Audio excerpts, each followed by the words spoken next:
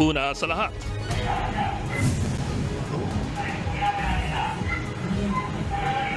sa pool sa video kung paano bumigay ang isang gusaling ito sa Taiwan. Kasunod ng magnitude 7.2 na lindol. Umabot sa mahigit 20 istruktura ang nasira. Maingat na sinagip ang mga natrap sa guho. Umabot na sa 9 ang patay. Ang buong detalye, kaugnay sa tinuturing na pinakamalakas na lindol sa Taiwan sa nakalipas na higit 20 taon at ang kalagayan ng mga Pilipino sa Taiwan, abangan maya-maya lamang. Magandang gabi, Pilipinas! Sa Frontline tonight, News 5 exclusive, mga tauhan ng NBI sa Davao City, dinala na ang arrest warrant kay Pastor Apollo Kibuloy. Pero ni anino ng pastor, wala silang nadatnan. isa pang exclusive, rambulan sa Taguig na uwi sa pamamaril, isa kritikal. Grupo Manibela, may kinakasa na namang malawakang tigil pasada. Umano'y gentleman's agreement sa pagitan ni na dating Pangulong Duterte at Chinese President Xi Jinping dapat nang imbestigahan ng Senado ayon kay Senator Risa Hontiveros. Maituturing umano itong treason o pagtataksil sa bayan. Sa sports, Calvin Abueva ng Magnolia Hotshots sinuspinde at pinagmumulta matapos mag-dirty finger. At Catden fans, kinilig sa sorpresang pabouquet ni Alden kay Catherine. May mga nakapansin ding pareho sila ng suot na singsing.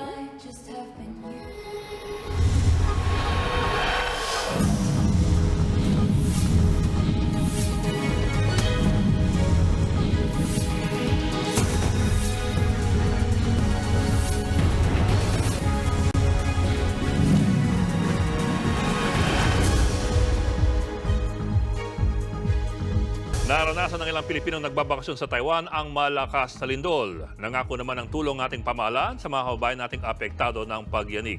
Nasa frontline na balitang yan si Camille Samonte. Yan ang epekto ng lindol. Nabasag. Ito ang tumambad sa OFW na si Gilda Banugan kasunod ng magnitude 7.2 na lindol kanina sa Taiwan. Nagkabasag-basag ang salamin sa kanyang banyo. Ito na raw ang pinakamalakas na lindol na naranasan niya. Nakakapag-panic kasi panay-panay yung aftershocks, tapos kanina lang nag-a-aftershocks na naman. Naramdaman din sa Taoyuan City ang lindol. Gaya sa restaurant na ito, naglaglagan ang mga bote ng alak. Ang Pinay caregiver na si Irene Cortez na nakatira sa Taoyuan, hindi raw agad nakalabas ng bahay sa sobrang takot.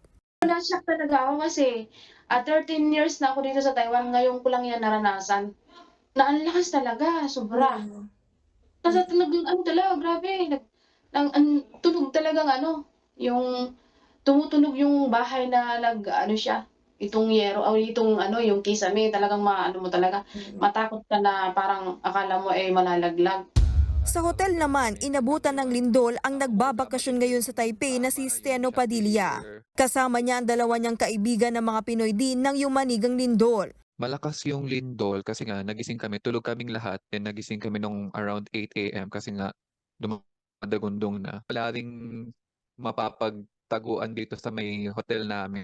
Mahigit 159,000 na Pilipino ang naninirahan ngayon sa Taiwan. Sa kabila ng malakas na lindol, wala naman daw nasaktan sa ating mga kababayan doon, ayon sa Manila Economic and Cultural Office o MECO. Well coordinated na yung ating magiging tulong sa ating mga kababayan kung meron mang affected adversely. Kung may nangangailangan ng financial assistance, nandyan po, ready po yung ating team.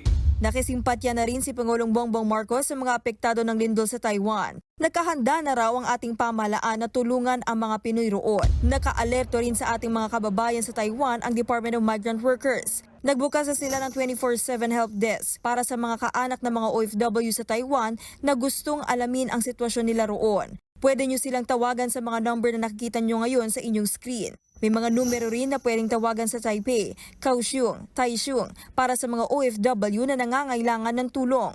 Kaugnay niyan, nagbigay rin ng 3 araw na libreng roaming data load ang Smart Communications sa kanilang subscribers para sa mga may gustong tawagan na kababayan natin sa Taiwan. Samantala, binawi na ng PHIVOLCS ang inilabas nilang tsunami warning kanina sa coastal areas ng Batanes, Cagayan, Ilocos Norte at Isabela kasunod ng lindol sa Taiwan. Wala raw silang na-monitor na mataas na sea level sa mga dagat na malapit sa mga nasabing lugar. Nagbabalita mula sa Frontline, Camille Samonte, News 5. Pahirap sa mga estudyante ang matinding init, kaya naman isinusulong ng isang kongresista na gawing climate resilient ang mga classroom. Nasa frontline ng balitang yan, si JC Cosico. Sa tindi ng init, may mga lugar sa bansa na muling nagsuspende ng face-to-face classes at nagpatupad muna ng blended learning ngayong araw. Sa isang forum kanina, sinabi ni House Committee on Basic Education and Culture at Pasig City Congressman Roman Romulo na baka ito muna talaga ang solusyon para hindi mapabayaan ang pag-aaral ng mga estudyante, lalo't hindi pa rin daw talaga handa sa matinding init ang mga paaralan sa bansa. Giit ni Romulo, dapat ding pagtuunan ng pansin na iba't ibang ahensya ng gobyerno gaya ng DepEd at DPWH ang disenyo ng mga paaralan. At tiyaking akma ito anuman ang panahon, tag-init man o tag-ulan. Dapat na maayos at siguraduhin natin kung tag-ulan naman ay hindi naman siya mababa. Siguraduhin naman natin yung mga drainage system maayos papunta sa may outlet na maayos para whether tag-tuyo o tag-ulan ay safe naman na makapasok yung mga bata. Pero habang wala pang mga weather resilient na design ng mga paaralan, suportado ni Romulo ang unti-unting pagbabalik sa dating school calendar na Hunyo hanggang Marso. For the simple reason po na because hindi handa ang classrooms natin. Even the existing classrooms po, hindi siya weather resistant, hindi niya kaya po yung init. Kasi yung pagka-design sa kanya ay medyo mainit talaga. Sa totoo, for peace of mind and mental wellness of our students, teachers and their parents, kung ibalik natin gradually sa old academic calendar. Ngayong araw, naitala ang danger level na 43 degrees Celsius na heat index o damang init sa Dagupan City, Pangasinan. Dumangas, Iloilo at Catarman, Northern Samar. Sinundan yan na 42 degrees Celsius na heat index sa Sangli Point sa Cavite, Puerto Princesa sa Palawan, Zamboanga City at Cotabato City sa Maguindanao. Paliwanag ng Pag-asa, patuloy pa rin nakakaapekto sa bansa ang ridge ng high pressure area, kaya kaunti ang nabubuong kaulapan, direktang tumatama tuloy sa atin ang init ng araw. Sinabayan pa yan ng epekto ng El Nino. Posible umanong magpatuloy hanggang Mayo ang matinding init ng panahon sa bansa. Nagbabalita mula sa Frontline, JC Cosico, News 5. Suspendido pa rin ang face-to-face classes sa ilang lugar sa bansa dahil sa sobrang init. Walang physical classes bukas sa lahat ng antas ng public at private schools sa Angeles City, Pampanga at Negros Oriental. Hanggang sa Biyernes naman, walang face-to-face classes sa General Santos City. Habang sa Kidapawan City sa North Cotabato, mula preschool hanggang senior high school, ang walang physical classes bukas.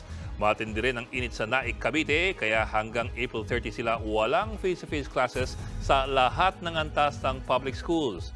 Ganyan din katagal, walang face-to-face classes sa Valenzuela, pero para lamang sa kinder hanggang grade 12. Wala ring physical classes sa mga pampublikong paaralan, all levels sa ilang piling lugar sa Cebu. Hanggang April 12 naman ang face-to-face class suspension sa bayan ng Liloan at Consolacion. Habang sa Talisay City naman, hanggang April 14 walang face-to-face classes. May ikinakasa na namang malawakang tigil pasada ang grupong Manibela. Ayon sa chairman ng Manibela na si Marval Buena, magsasagawa sila ng tigil pasada at kilos protesta sa April 15 at 16. Pati na rin daw sa mismong araw ng deadline ng PUV consolidation sa April 30. Pagtutol pa rin nila ito sa PUV modernization program. Ayon kay Valbuena, napilitan lang ang mga nag-consolidate nilang miyembro dahil sa takot na maituring silang kolorong pagsapit ng Mayo. Matatanda ang naghain ng petisyon ng mga transport group para sa temporary restraining order kontra PUV modernization. Pero giit ng Department of Transportation, tuloy na ang programa. Ito na rin daw ang huling deadline para sa consolidation. Ang panawagan talaga namin na maibalik po yung 5 years na validity ng aming prangkisa at hindi po dahilan na i-revoke yung aming mga prangkisa na hindi lamang kami sumali sa mga kooperatiba at franchise consolidation po.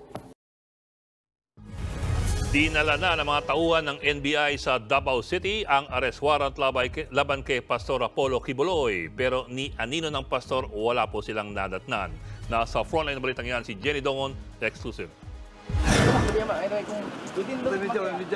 Eksklusibong nakuna ng News 5 ang pag-iikot ng mga tauhan ng NBI sa Big Dome na isa sa mga compound ng Kingdom of Jesus Christ sa Davao City. Ang pakay nila, ihain ang dala nilang arrest warrant sa religious leader na si Pastor Apollo Kibuloy. Si Pastor Kibuloy, hindi po natin nakita, sir, nung nag-serve tayo sa Big Dome. During the service of search warrant, negative si Pastor Kibuloy. We don't have any information as to his whereabouts as of this time. Nagtungo rin ang mga otoridad sa Prayer Mountain at sa Samal Island. Pero ni anino ni Kibuloy, wala. 2 arrest warrant ang inilabas laban sa pastor. Tig-isa para sa mga kasong child abuse at sexual abuse. Pareho yang bailable.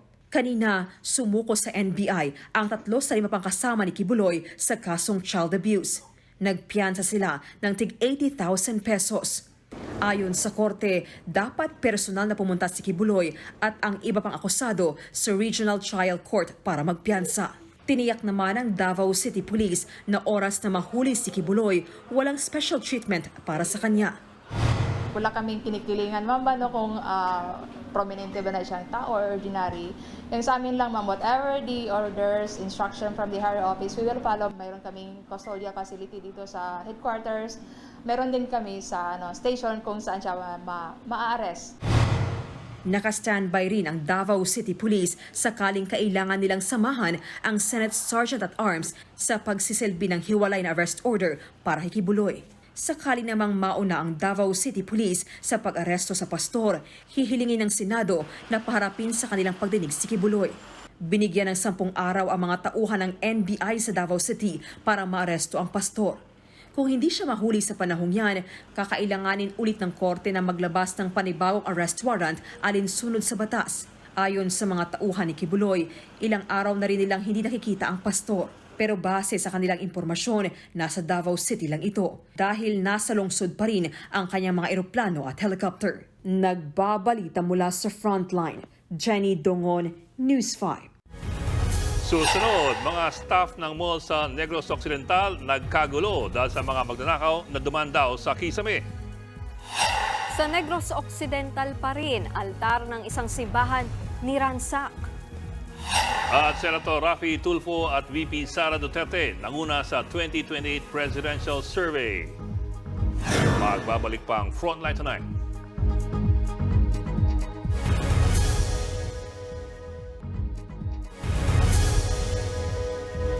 Niransak ng isang lalaki ang isang simbahan sa Negros Occidental. Habang ang isang mall sa parehong probinsya, sinalakay naman ang mga magnanakaw na dumandaw sa kisame. Nasa frontline ng balitang yan si Brian Basa. Nagsigawan at nagpanik ang mga staff ng mall na ito sa lungsod ng San Carlos sa Negros Occidental nitong Sabado de Gloria. Bigla nilang isinara ang mga pwestong may panindang cellphone. Yan ay matapos nilang madiskubring pinasok pala ng mga magnanakaw ang mall. Lalo pang nagkagulo nang may mag-akalang meron pang mga naiwang kawatang nagtatago sa kisame. Ayon sa San Carlos City Police, umatake ang mga magnanakaw noong Biyernes Santo kung kailan sarado ang mall. Dumaan daw ang mga kabataan mula sa air duct sa kisame. 9 na stall ang niransak ng mga magnanakaw, 18 cellphone at 33,000 pesos na cash ang natangay. Sinubukan din nilang tangayin ang 8 laptop na nakalagay sa mga bag pero dahil sa posibleng pagmamadaling makatakas, naiwan din ang mga ito. Hindi pa tiyak kung ilan ang mga nanloob sa mall pero may isa ng person of interest ang mga pulis. Sa Negros Occidental pa rin, tumambad ang nakatumbang tricycle na ito sa loob ng San Isidro Labrador Church sa bayan ng Binagbagan kaninang umaga. Ibinangga umano ng isang lalaking may problema sa pag-iisip ang naturang tricycle sa loob ng simbahan. Batay sa pagsisiyasat, pinuntirya rin ng lalaki ang altar ng simbahan. Pinagtutumban niya ang mga imahen. Agad namang nahuli ang salarin. Nagbabalita mula sa Frontline, Brian Basa, News 5. Sermon ang inabot ng mga opisyal ng DENR sa pagharap nila sa Senado kaugnay sa mga itinayong resort sa Chocolate Hills at iba pang protected area. Nasa frontline ng balitang yan, si Camille Samonte. Ginisa ng mga senador ang mga opisyal ng Department of Environment and Natural Resources o DENR sa pagdinig kanina kaugnay sa mga itinayong resort sa ilang protected areas sa bansa, gaya ng Chocolate Hills sa Bohol at Mount Apo Natural Park sa Davao City. Giit ng mga senador, hindi nagagampanan ng DENR ang tungkulin nitong protektahan ang ating kalikasan. Mismong DENR daw kasi ang nagbigay ng Environmental Compliance Certificate o ECC sa mga itinayong resort. Matagal na pong naging pabaya kayo dyan sa DNR. Hanggang ngayon, patuloy pa rin sa pagiging pabaya. Lumilitaw tuloy na kayo po yung mga protektor ng mga nagsisirang kalikasan. Natuklasan din sa pagdinig na may ilang resort na naitayo sa Mount Apo kahit walang clearance at ECC. Pinagmumulta lang daw ang mga may-ari ng naturang resort. Hindi rin nga sila natatakot kasi alam nila magbabayad lang naman kami ng 50,000 pesos eh. Kasi you've never used that option na i-demolish yung property kasi nga clearly they're already in violation of the law. Depensa naman ng DENR, ang Protected Area Management Board na binubuo ng mga barangay official ang nagbibigay ng permit kaya naitayo ang mga resort. Pero binara agad yan ni Senator Cynthia Villar. ECC, completely DNR yan. Ha? So, wag nyo ipalusot yan. Pati kayo kasali. Pag nag-issue ng ECC, kasali ang DNR. Pwede nyo pa ipalusot yung PAMBI, may local government doon, but ECC kayo lang yan. Walang nag-i-issue ng ECC kundi ang DNR. So kasalanan niya ng DNR. Buwelta naman ni Senator Raffy Tulfo, naghuhugas kamay ang DNR. Mahilig kayo dito magturuan. Ang pinakalas, sinabi niyo po, Secretary Loizaga, it was before your term, okay? Sige, granting gano'n na nga. Now, ikaw na nakaupo at alam mo may mga violation, correct it. Don't blame other people. Don't blame the previous administration. Tinabla naman yan ni Environment Secretary Maria Antonia Yulo Rizaga. Pinaiimbestigahan na raw nila ang mga illegal na resort. Pinasuspindi na rin daw ni Loizaga ang lahat ng ECC application sa mga protected area. We are not pointing fingers here. We are acknowledging the facts on the ground. We are acknowledging the gaps in the law. And we are acknowledging also the possible gaps in our implementation, having seen that in fact these structures were erected even if these are in protected areas. Gusto rin daw baguhin ni Loizaga ang mga miyembro ng Protected Area Management Board. Hindi raw kasi lubos na naiintindihan ng barangay officials ang kahalagahan ng pagbibigay ng ECC sa mga protected area. Bibigyan naman ng pagkakataong magpaliwanag sa Senado ang mga resort owners sa susunod na pagdinig. Nagbabalita mula sa Frontline, Camille Samonte, News 5. Kung mas maaga ang 2028 elections, sino ang gusto mong maging Pangulo? Sa survey na ginawa ng Pulse Asia, nanguna sa pagkapangulo sina Senator Raffy Tulfo at VP Sara Duterte. Nasa frontline na balitang yan si Elaine Fulencio. Kung noong Marso ginawa ang 2028 national elections, dikit na maglalaban sina Senator Raffy Tulfo at Vice President Sara Duterte sa pagkapresidente. Yan ang lumabas sa survey ng Pulse Asia na isinagawa noong March 6 hanggang 10. Nanguna si Senator Tulfo na may 35%, mas mababa lang ng 1 punto si VP Sara. Pasok din sa survey sina dating Vice President Leni Robredo, Senator Amy Marcos at dating Senador Manny Pacquiao. Ayon sa isang political analyst, malaking bagay ang public service program ni Senator Raffy Tulfo na wanted sa radyo sa pangunguna niya sa survey. People are looking for alternatives in terms of dispensing justice. So ang nagiging ang nagiging paborito lang puntahan, tingin nila effective rin kasi yung mga public service programs. Marami rin daw mga Pilipino ngayon ang nawawalan na ng tiwala sa justice system ng bansa at mas pinipiling magpatulfo, ika nga. That's a reflection of the level of trust that the Filipinos have on our judicial system. Since alam naman natin na parang mabagal, based on our experience and based on studies, mabagal talaga maglabas ng mga desisyon yung ating mga hukuman. Pagdating naman kay VP Sara, nakahatak raw sa pangunguna niya sa survey ang mga kasalukuyang programa ng BC bilang kalihim din ng Department of Education, kabilang na riyan ang muling pagbabalik sa Hunyo ng school calendar. Pero nakakapagtaka rin daw na hindi nakaapekto sa popularidad ni VP Sara ang mga isyong kinaharap niya, partikular na ang hiningi niyang confidential funds para sa DepEd. That was unexpected.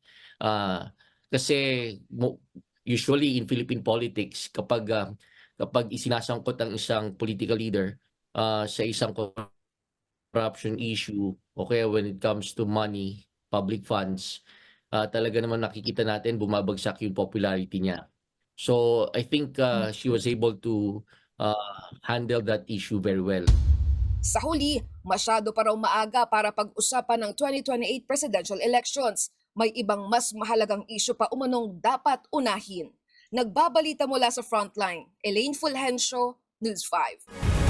Bumaba ang bilang ng mga Pilipinong nasisiyahan at nagtitiwala kina Pangulong Bongbong Marcos at Vice President Sara Duterte. Base sa pinakabagong Pulse Asia Survey, bumagsak sa 55% ang performance rating ni PBBM nitong March 2024. Mula yan sa 68% noong December 2023. Nabawasan din ang nagtitiwala kay PBBM na nasa 57% na lang mula sa dating 73%. Pinakamababa ang performance rating ng Pangulo sa Mindanao at Metro Manila.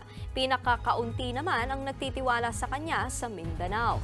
Samantala, bumaba rin sa 67% ang performance rating ni VP Sara mula sa dating 74%. 7% naman ang ibinaba ng trust rating niya na nasa 71%. Pinakamababa ang performance rating ng bise sa Metro Manila. Bumaba rin ang bilang ng mga nagtitiwala sa kanya sa NCR pero pinakamarami naman sa kanyang baluarte sa Mindanao. Ayon sa Pulse Asia, posibleng nakaapekto sa survey ang banggaan ng mga Duterte at Marcos sa pagbaba ng tiwala sa kanila ng publiko. Wala pa namang pahayag tungkol dito ang palasyo at ang tanggapan ng pangalawang Pangulo. Susunod, herbal medicine na lagundi, panlunas nga ba sa pertussis o whooping cough? At PBA star na si Calvin Abueva, suspendido at pinagbumulta matapos mag-dirty finger sa isang fan. Tutok lang mga kapatid dito sa Frontline Tonight.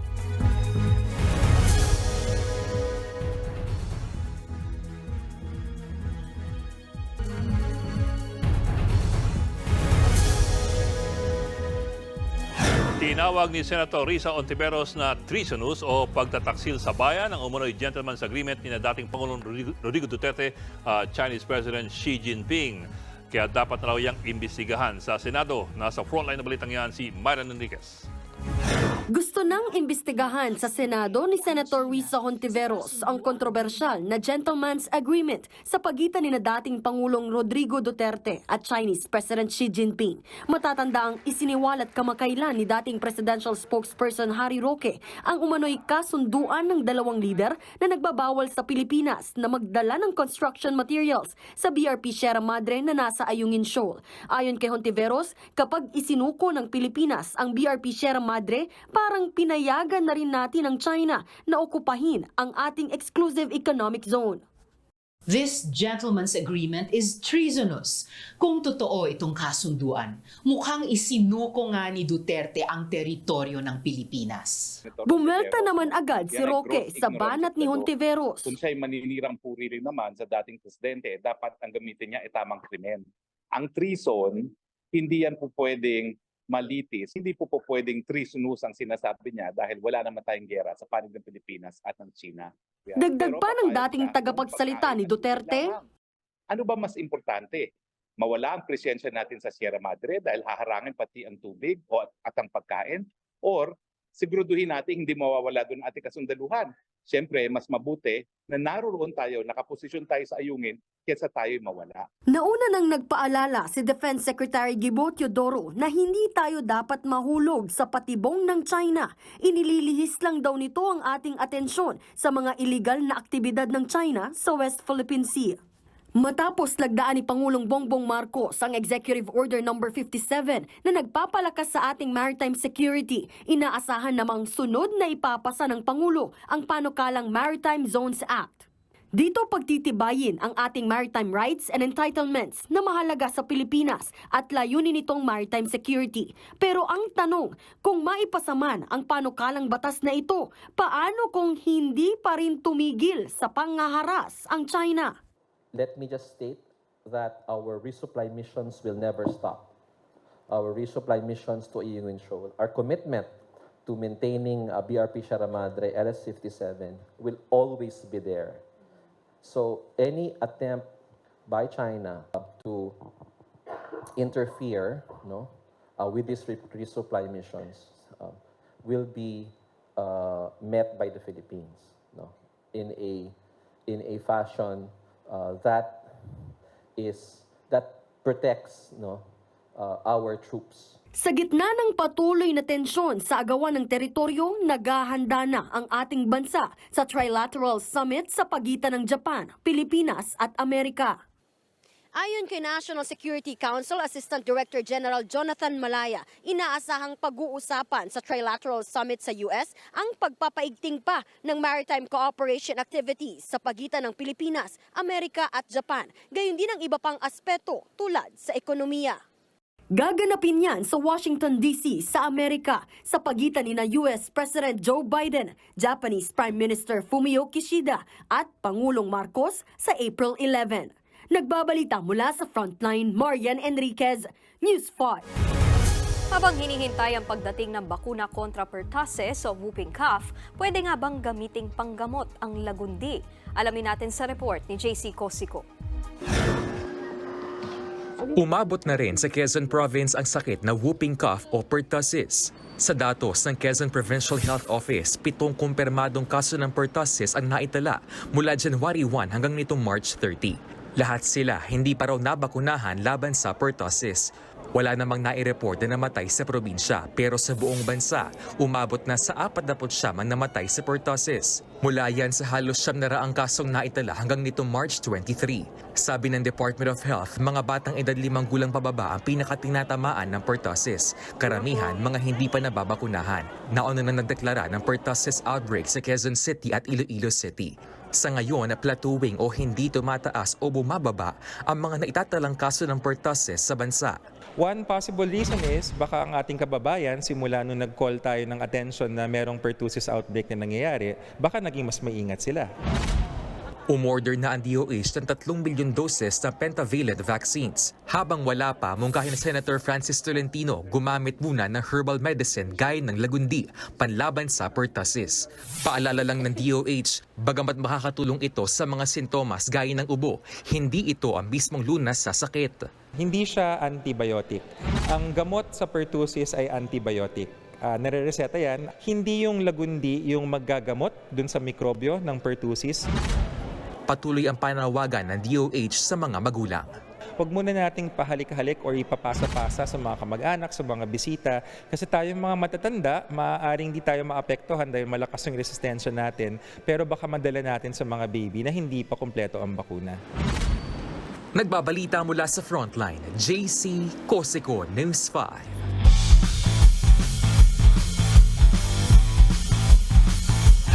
Suspended si Magnolia Hot Shots forward Calvin Abueva matapos siyang magpakita ng middle finger sa isang fan. Nangyari po yan sa kanilang laban kontra Ginebra noong March 31. Ayon kay PBA Commissioner Willie Marcial, suspended si Abueva ng isang laro at pinagmulta pa ng 20,000 pesos.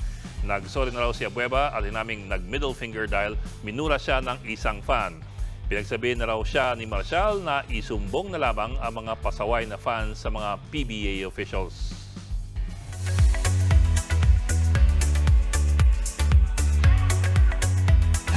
Eto na ang may init sa showbiz tonight.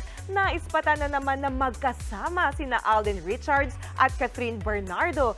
This time, mas sweet sila at may dala pang bulaklak si Alden. Yan at iba pa sa report ni MJ Marfori.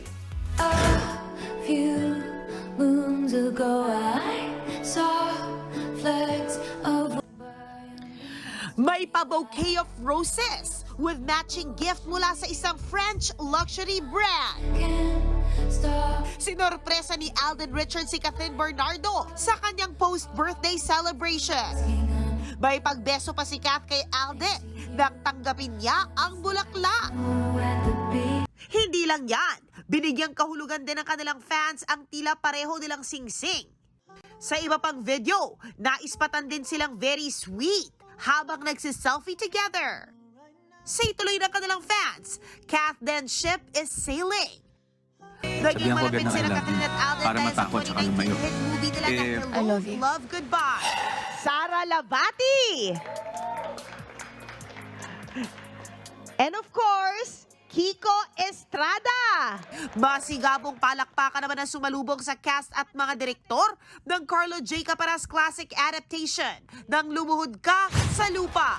Sa advanced screening kahapon ng kanilang pilot episode, napa-approve ang members of the press sa kanila. Ang bida nito na si Kiko Estrada, itinuturing na biggest blessing ang serye. Promise ko sa'yo, itong serye to binigay ko lahat.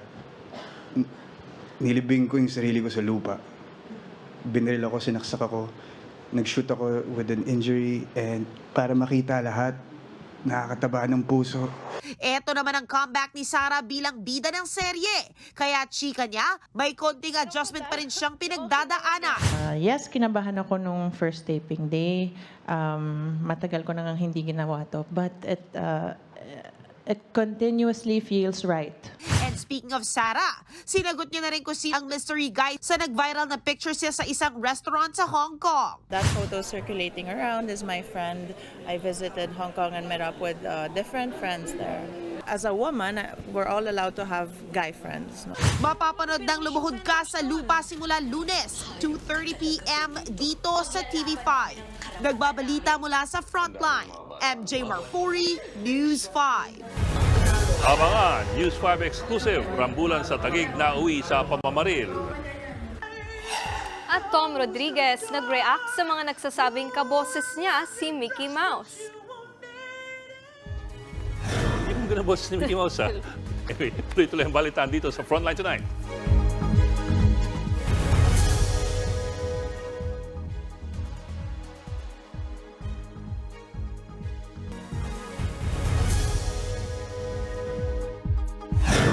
Kritikal ang isang lalaki nang mauwi sa pamamaril ang rambulan sa Taguig. Nasa frontline na balitang yan si Faith Del Mundo, exclusive. Sa kuha ng CCTV sa Barangay Santa Ana sa Taguig City kanina, makikita ang paglabas ng lalaking ito mula sa isang gym. Ang isang lalaki na nakaitim na t-shirt tumigil sa labas at tila may inaabangan. Ilang sandali pa, hinampas niya ng kahoy ang isang lalaking nakaputi na lumabas ng gym. Maya-maya isang lalaking walang suot na pang-itaas ang sumugod sa lalaking nakaitim. Naghampasan sila ng kahoy. Sa isa pang kuha ng CCTV, makikitang bumunot ng baril ang isang lalaki at pinagbabaril ang kanyang kaaway. Bumulagta ang biktima habang nagpulasan ang ibang nakipagrambulan. Kritikal ngayon ang biktima na kinilalang si Aldrin Bayani, 21 anyos. Ayon sa pulisya, may dati na raw alitan ang mga sangkot sa gulo. Ang tatay naman ng biktima hindi matanggap ang sinapit ng anak. Bakit kailangan niyang gawin na barilin pa? Okay naman masaktan, o suntukan sila, pwedeng magano. Pero yung gagamitan mo ng baril, mali na yung ginawa niyang gano'n. Talagang may intensyon papatay siya ng tao. Dapat sumuko siya. Sa kabilang barangay naman, inaresto naman ang 16 anyos na lalaking ito matapos mahulihan ng baril at hinihinalang shabu sa police checkpoint. Nauna siyang sinita dahil nagmumotor siya na walang suot na helmet. Tinangkapan niyang takasan ng mga pulis pero inabutan din at tuluyang hinuli. Nang inspeksyonin ng kanyang bag, natagpuan ang 7 sachet ng shabu na may street value na 54,000 pesos. May nakumpis ka ring baril. Nakita namin na yung baril na nahuli, may PNP markings po kaya automatic po na nung binirify namin sa sa supply ng NCRPO, may nawawala nga pong baril. Aminado naman ang binatilyo na nagbebenta siya ng shabu. Para magkapera lang, magbigay lang sa pamilya. Walang trabaho po yung mama ko eh. Ano no? Walang trabaho yung mama ko. Oo. So ikaw yung talagang... Nakakulong din papa ko. Ang nakuhang baril ipinatago lang daw ng kanyang tropa. Inaalam pa ng pulisya kung may kaugnayan ito sa rambulan sa Barangay Santa Ana na nauwi sa pamamaril. Nagbabalita mula sa Frontline, Faith Del Mundo, News 5.